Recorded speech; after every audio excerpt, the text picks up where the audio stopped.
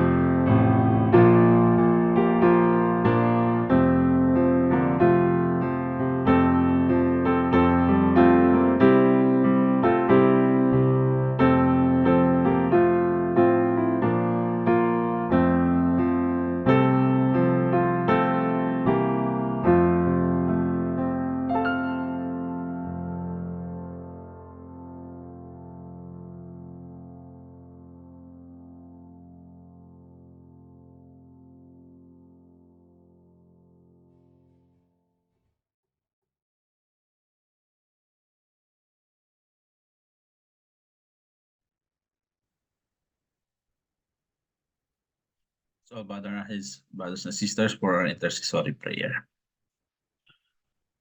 Our Father in heaven, Lord God, we coming to you once again, Lord. We humbly kneel to you, Lord, and ask for all our prayers, Lord. We pray, Lord, that you can see it in our hearts. We are sure for that, and you can see it in our thoughts, in our minds, Lord. All the things that we request from you, Lord, all the things that we desire, all the things that we request from you, Lord. We pray, Lord, that you will answer all the prayers in your time and your will. We pray also, Lord, that you will grant us all our requests uh, in your will, Lord, in your will. And we pray, Lord, that as we wait for all the answers for all our prayers, Lord, you will give us patience, Lord. Learn, let us learn to be patient, Lord. Teach us to be patient, Lord.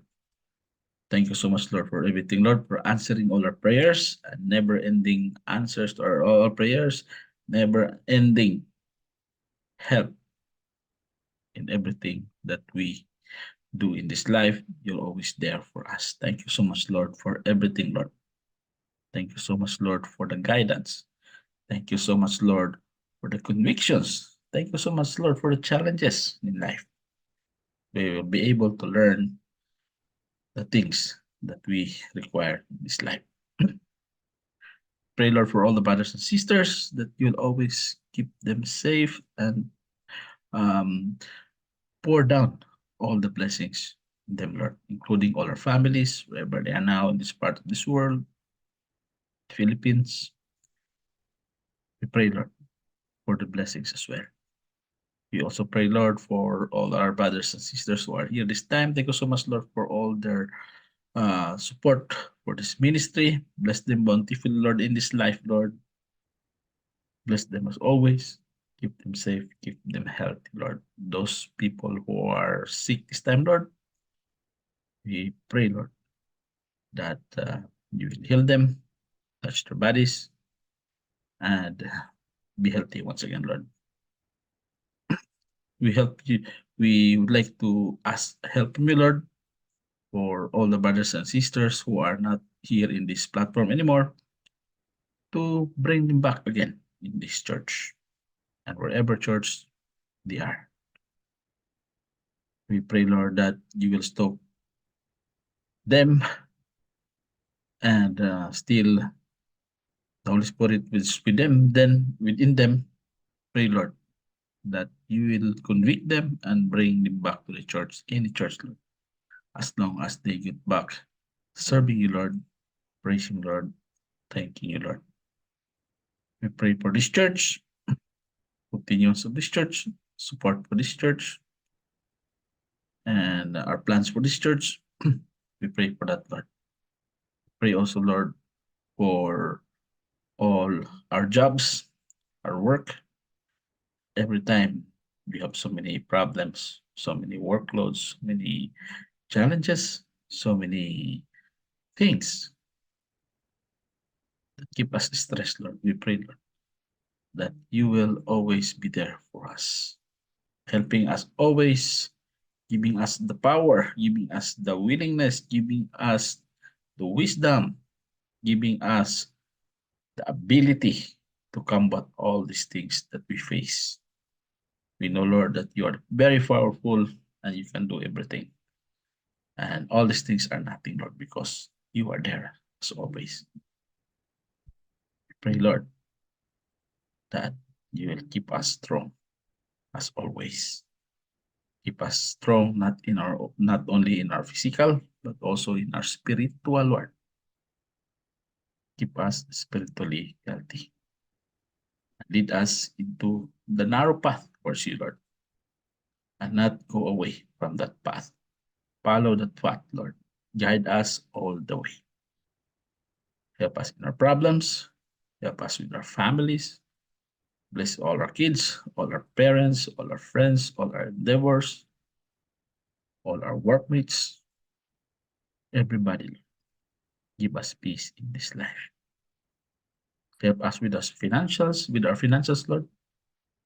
Provide us with the things that we require and all the things that we need to settle, Lord. We pray, Lord, that you will help us in doing all these things, Lord. Help us, Lord, in everything that we do. Help us in everything that we have in this life. Thank you so much, Lord, for everything, for an ending support and love. This we ask in Jesus' name. Amen. All right, brothers and sisters, thank you so much. And we will now proceed to the preaching for today. Thank you once again.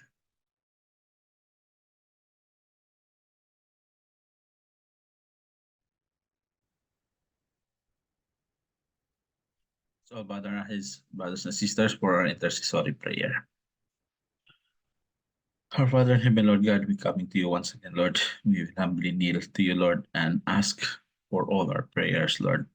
We pray, Lord, that you can see it in our hearts.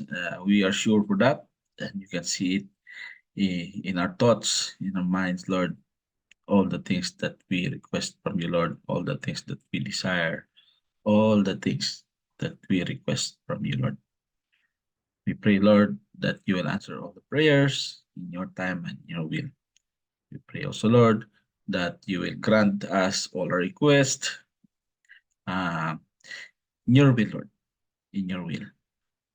And we pray, Lord, that as we wait for all the answers for all our prayers, Lord, you will give us patience, Lord.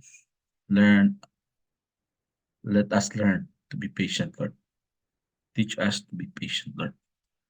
Thank you so much, Lord, for everything, Lord, for answering all our prayers and never ending answers to all our prayers, never ending help in everything that we do in this life. You're always there for us. Thank you so much, Lord, for everything, Lord. Thank you so much, Lord, for the guidance. Thank you so much, Lord, for the convictions. Thank you so much, Lord, for the challenges in life. We will be able to learn the things that we require in this life. Pray, Lord, for all the brothers and sisters that you'll always keep them safe and um, pour down all the blessings in them, Lord, including all our families, wherever they are now in this part of this world, the Philippines. We pray, Lord, for the blessings as well.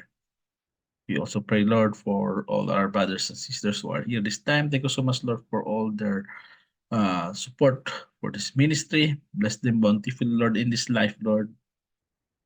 Bless them as always. Keep them safe. Keep them healthy, Lord. Those people who are sick this time, Lord, we pray, Lord, that you will heal them, touch their bodies, and be healthy once again, Lord. We help you. We would like to ask help from you, Lord, for all the brothers and sisters who are not here in this platform anymore, to bring them back again in this church and wherever church they are. We pray, Lord, that you will stop them and still the Holy Spirit is with them, then within them, pray, Lord, that you will convict them and bring them back to the church, any church, Lord, as long as they get back serving you, Lord, praising Lord, thanking you, Lord. We pray for this church, continuance of this church, support for this church, and our plans for this church. We pray for that, Lord. Pray also, Lord, for all our jobs, our work. Every time we have so many problems, so many workloads, many challenges, so many things that keep us stressed, Lord. We pray, Lord, that you will always be there for us, helping us always, giving us the power, giving us the willingness, giving us the wisdom, giving us the ability to combat all these things that we face. We know, Lord, that you are very powerful and you can do everything. And all these things are nothing, Lord, because you are there as always. Pray, Lord, that You will keep us strong as always. Keep us strong not only in our physical, but also in our spiritual, Lord. Keep us spiritually healthy.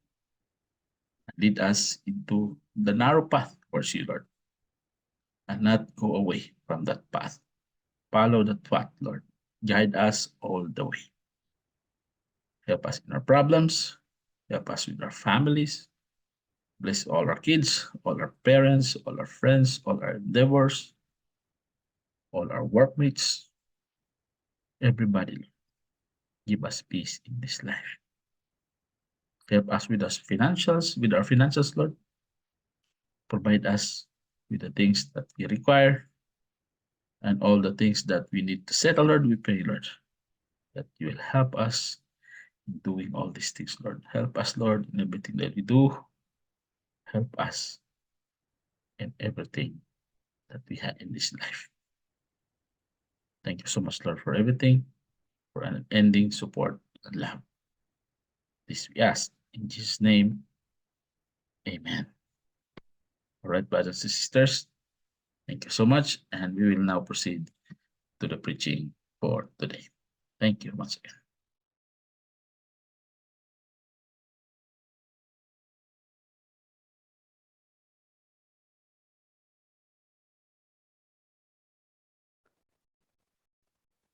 Good day again, brothers and sisters. And now we are here in the preaching for today.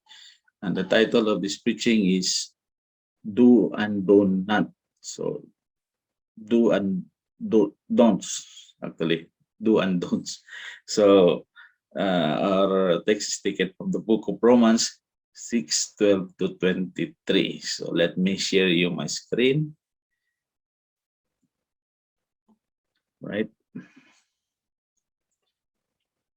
Do and don'ts. So that is the topic for today. Right? So what I've said is taken from the book of Romans 6:12 to 23. Right? So our topic for today is all about what this title it says, do and do not. What should you should do and what things that you should not do. So simple as that. Because today and nowadays, actually, brothers and sisters, large degrees of our lives are what they are based on choices we have made. So that's what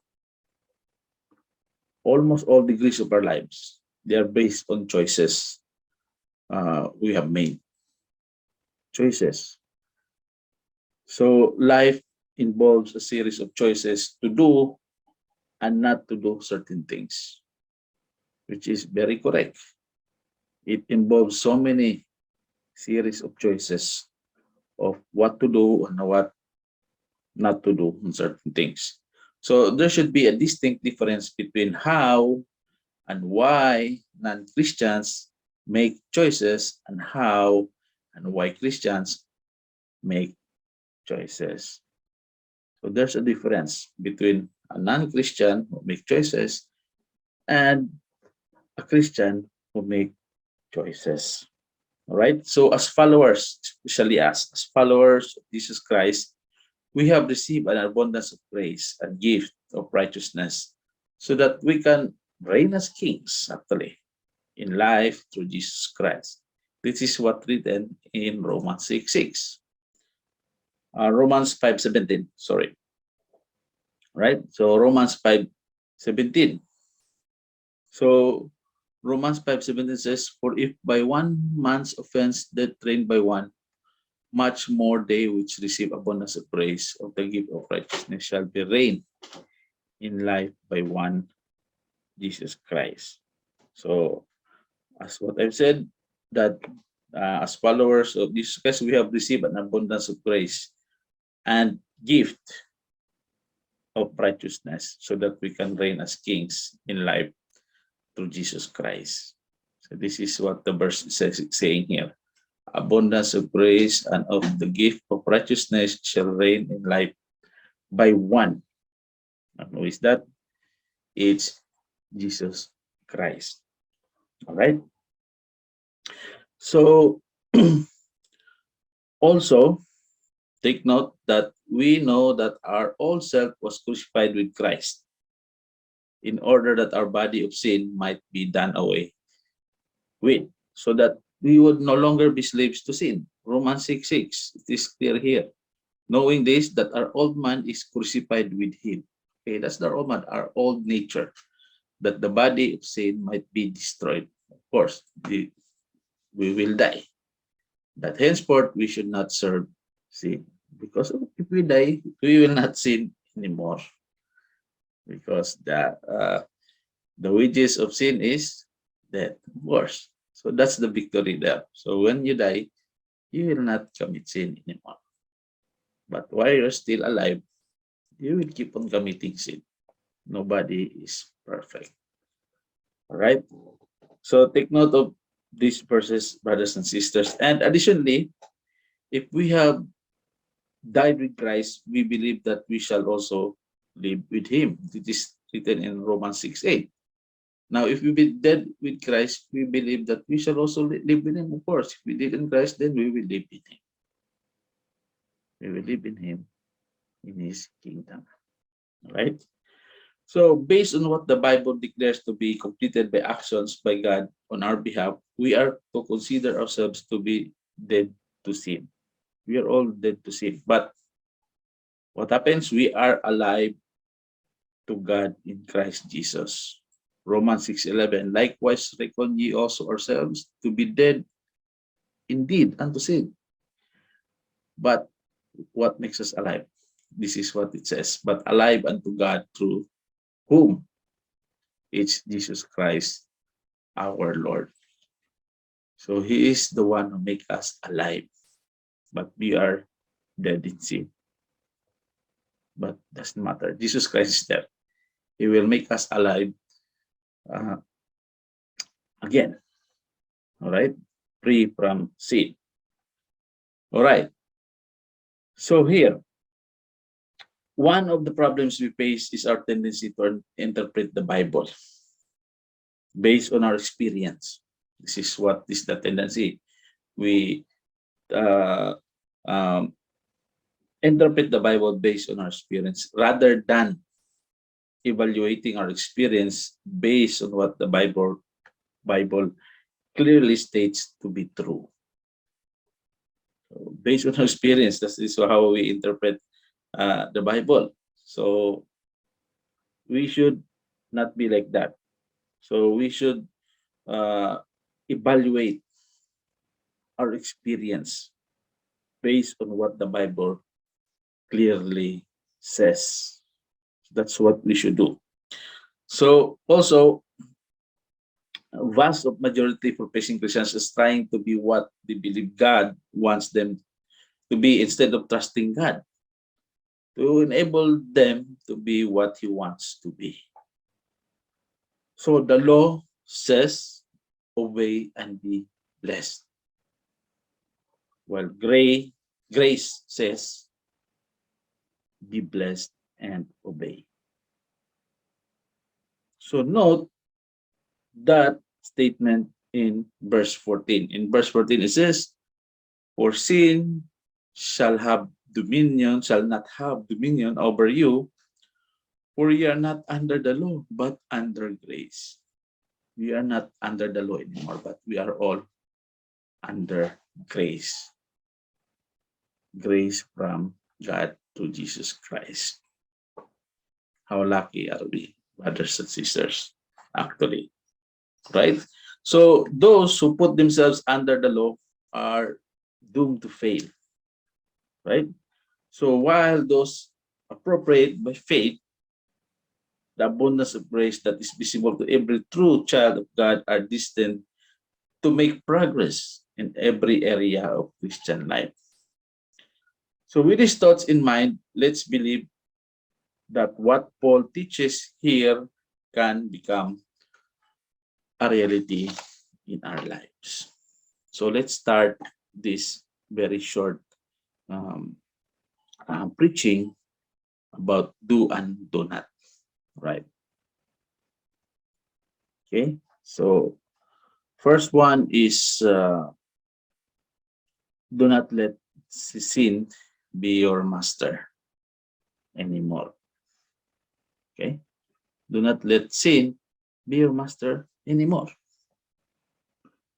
So here in these verses, we will read this one from Romans 12, 6, 12 to 14.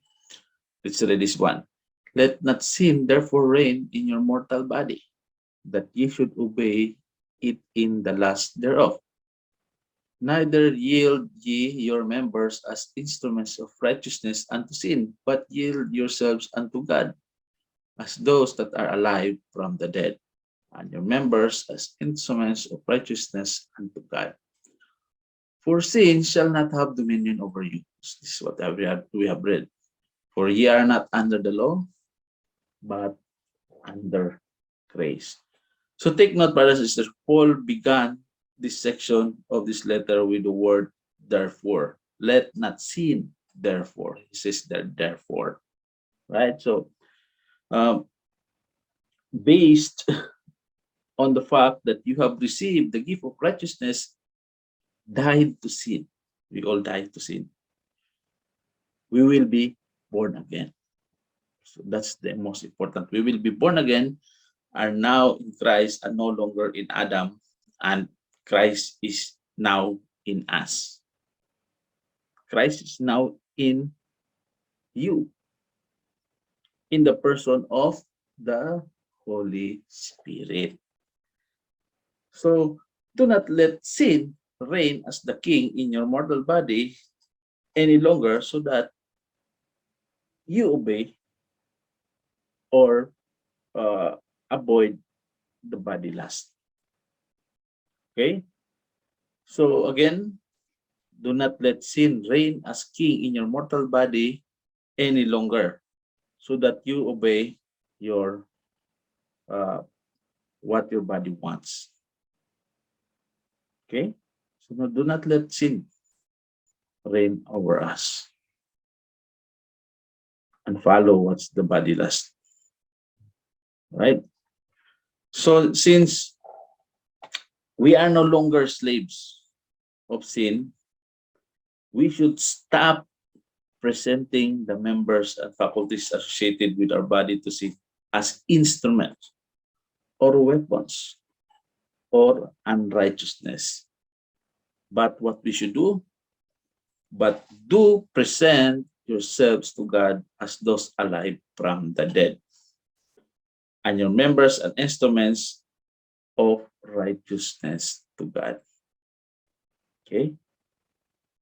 So that's what we should represent, the instruments of righteousness, not the instruments of making sin as the king in our lives. All right? So again, do not present yourself to God as those alive from the dead, and your members as instruments of righteousness to God. So in Christ, it's very clear, brothers and sisters, that in Christ and with Christ in us, we can say no to sin. Okay? Say no to sin and yes to God. Simple as that. Say no to sin and yes to God. Well, of course, I'm not saying you will not be sinning anymore, because nobody is perfect yet. You will get sin. But please say no to sin and yes to God. Right? Second, do be obedient from the heart to the form of teaching to which you have been committed or handed over to or placed under. Okay, so there are two approaches of preaching and teaching in the Bible. The first one is, this is what the preachers and the pastors are using. It's textual. So textual is using various verses and portions of the scripture to teach biblical truth, right? And the other one is expository, which is focusing on a particular passage of scripture and exposing it, what it teaches. Okay, so note, to be accurate, both methods require that the teacher or the teacher be knowledgeable and related to these messages of the entire Bible and possess an understanding of the entire book from which he is quoting or expounding a passage, lest he misapply or misinterpret the Bible. So that's very difficult for the preachers. That's why we should read the Bible and understand it for us not to misapply or misinterpret the Bible in our preaching. Okay? So some example here, in Jeremiah 79, the heart is deceitful above all things and desperately wicked. Who can know it? Know it. Nobody can know. See? As humans, we have a deceitful heart and it's wicked.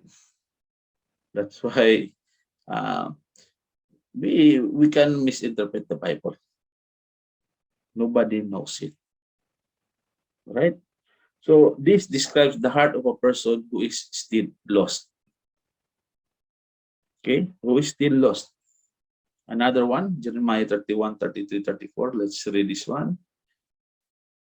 But this shall be the covenant that I will make with the house of Israel. After those days, said the Lord, I will put my law in their inward parts and write it in their hearts, and will be their God, and they shall be my people. And they shall teach no more every man his neighbor and every man his brother, saying, Know the Lord, for they shall all know me, from the least of them unto the greatest of them, said the Lord. For I will forgive their iniquity, and I will remember their sin no more. So this is what the Bible says. So when a person is born again, he has a new heart. He has a new heart. When a person is born again, it is written here. If you continue this verse, it's written here. See, a new heart also will I give you, and a new spirit will I put within you.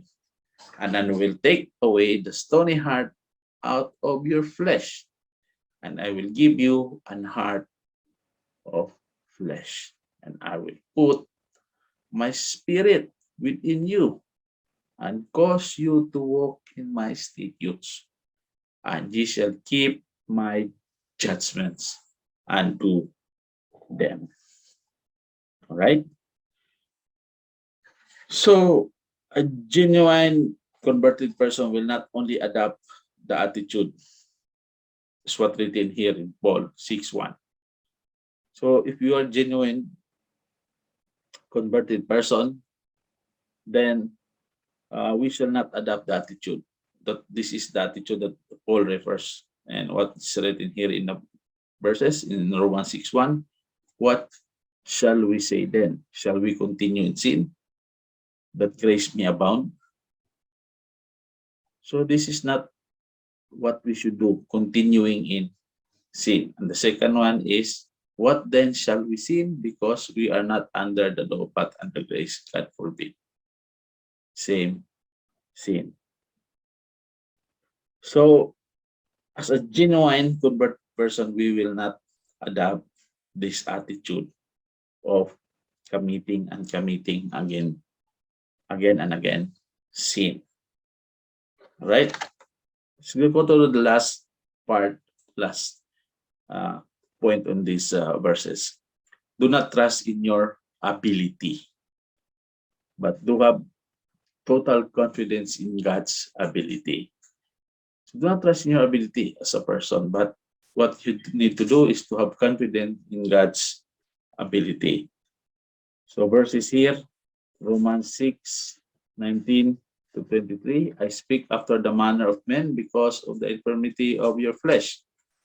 For as ye have yielded your members servants to uncleanness and to iniquity, even so now yield your members servants to righteousness and to holiness. For when ye were the servants of sin, ye were free from righteousness. What fruit had ye then in those things whereof ye are now ashamed? For the end of those days is death. But now, being made free from sin and become servants to God, ye have your fruit unto holiness, and in the end everlasting. For the wages of sin is death, but the gift of God is eternal life through Jesus Christ. So again, for the wages of sin is death, but the gift of God is eternal life through whom? Jesus Christ our Lord. It's very clear. Wages of sin is death, but the gift of God is eternal life through Jesus Christ our Lord. So as long as we see ourselves as slaves to sin, there can be no real progress in the area of righteousness. Okay, take note, as long as you become slaves of sin, so there's no real progress in the area of righteousness. Also, as long as we trust in our ability to live a life that pleases God, we are destined to live a life of failure and frustration. Okay, we'll most likely fail. We will fail, of course, if we live uh, in our ability. So do not trust in your ability, but trust in the ability of Jesus Christ. Okay? So here, uh, the law exposes man's inability, but grace demonstrates God's ability. So here in 16, being confident of this very thing, that he which had begun a good work in you will perform it until the day of Jesus Christ. That's in Philippians 1:6. So when it came to spiritual progress in the lives of the Philippian believers, Paul trusted God's ability and not their ability. So this is what Paul did. He did not trust in the people's ability, but he trusts in God's ability. Same. So the law says that uh, exposes man's inability, but grace demonstrates God's ability, as what I've said. Okay? And one more. We must embrace this truth personally and cooperate with God related to the process of sanctification. That is written in Philippians 2:12 and 13. Wherefore, my beloved, as ye have always obeyed, not as in my presence only, but now much more in my absence, work out your own salvation with fear and trembling. For it is God which worketh in you to will and to do for his good pleasure. Right? So that's it, brothers and sisters. Simple as that. Simple as that. First one, do not let sin be your master anymore. Right? First one, do not let sin be your master anymore. And the second one is be obedient. Be obedient to the teaching of the Lord. And the third one is do not trust in your ability, but trust in God's ability. Because we don't have ability, actually. It's all in God. So in the next chapter after this one, actually in chapter 7, Paul deals our tendency to try and live a Christian life. The same Old Testament Jews tried to keep the law. So we have known that so Jews tried to keep the law, but they are all hypocrites. They just doing what it is. But see, they are not doing what is the teaching of the Lord. So many well-intentioned preachers and teachers also, they are like stuck with the law and grace, and in the process to create an impossible situation for those who look for them for instruction and guidance. So we must die to the law so that we can merit to grace. This is what they are saying here. Wherefore, my brethren, ye also are become dead from the law by the body of Christ, that ye should be married to another, even to him who is raised from the dead, that we should bring forth fruit unto God. For when we were in the flesh, the motions of sins, which were by the law, did our work in our members to bring forth fruit unto death. But see, in verse 6, but now we are delivered from the law. Take note of that, brothers and sisters. But now we are delivered from the law, that being dead wherein we were held, that we should serve in newness of spirit and not in the oldness of the letter.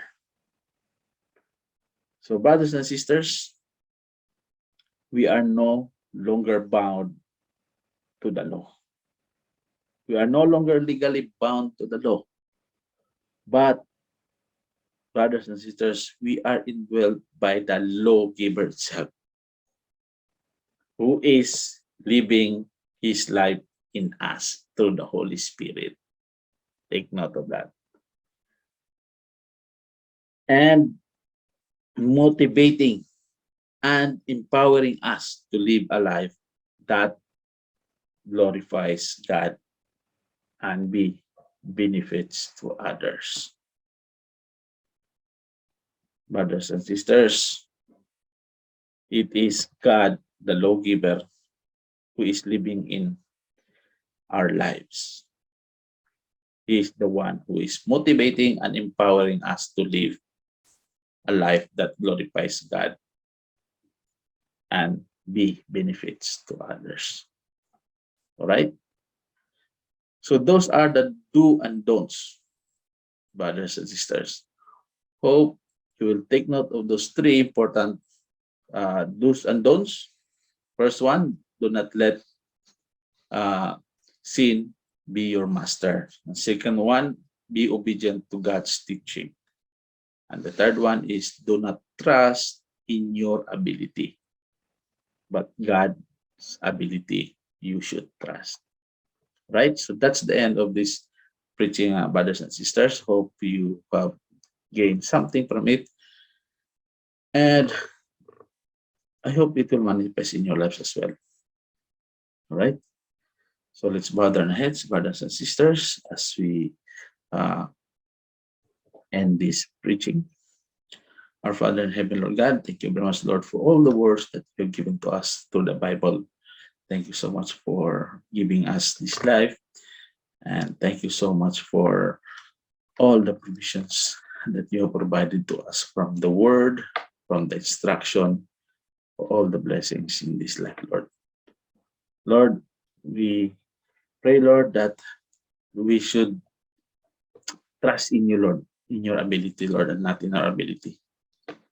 And that, Lord, we always pray that you will give us the guidance, that we will be always obedient in you, Lord. Thank you so much, Lord, for everything. Thank you, Lord. Thank you so much, Lord, for everything. This we ask in His name. Amen. All right, brothers and sisters, thank you so much for being here today.